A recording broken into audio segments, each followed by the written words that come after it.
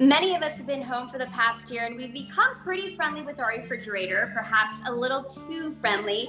Joining me now is Dr. Patti Milligan to talk about getting back to eating healthy. Thanks so much for being with us, Patti.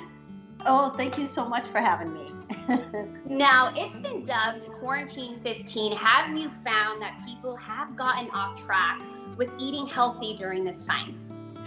Yes, I really have, and we probably can understand. I mean, in the past, if you were hungry or wanted something, you were bored and you were eating, you either had to go down the hall to a lunchroom or go off campus to find something to eat, and now you literally leave one room and you're right at the refrigerator or the pantry.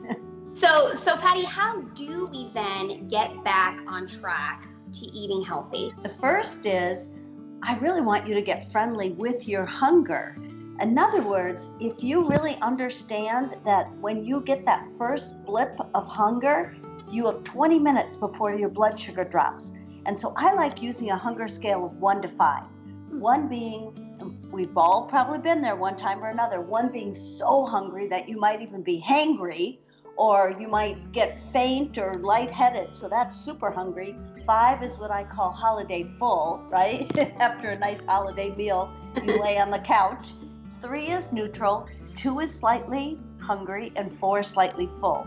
So what I mean is when you get ready to think, oh, I want to go eat, check in with your hunger. Because sometimes we eat out of boredom, out of emotional reasons, and you're really not that hungry. So that can be the first one, is to just say, oh, I guess I'm really a 3, I'm neutral, I'm not really hungry or not. That may not be a bad time to eat, but then assign what number you want to be at when you finish eating.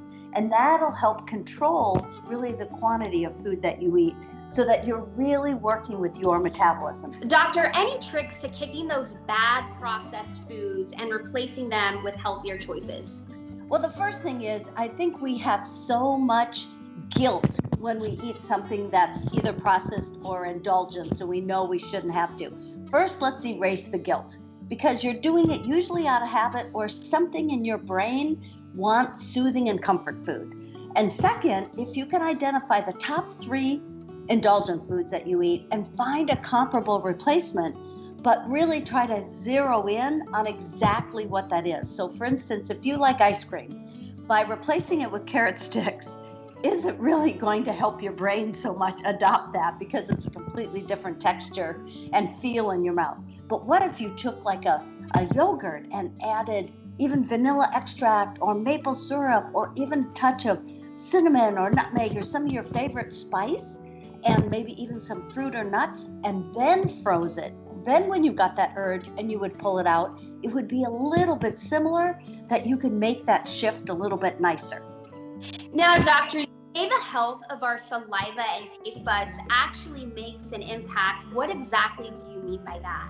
I know, it's kind of funny because we all know we have saliva, but I would love people to get into a rhythm of understanding how much saliva that they have throughout the day, raise their awareness, because saliva production actually allows you a signal to know if your nervous system is in the rest and relaxation and digest mode.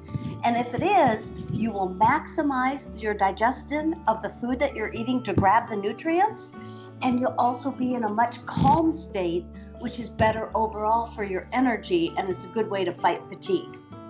Now, let's talk a little bit about our shopping habits, because eating healthy, begins at the grocery store. How should we be shopping? Yes, and I love this because if you can take a piece of paper or on your phone and organize it by first fruits and vegetables, and then try to get every color in the rainbow. Because you are right, if we can get the shopping list well, and then you put it in your house, you're more likely to eat it. Then go and do another category, which are crunchy snacks. What are some healthy crunchy snacks? And then do smooth and creamy, and same type of thing, so that now you have a go-to list of all things that you might desire. I love that. Such a great tip. Patti, thank you so much for being with us, and thank you for this great advice. If you'd like more information about Patti, head over to her website.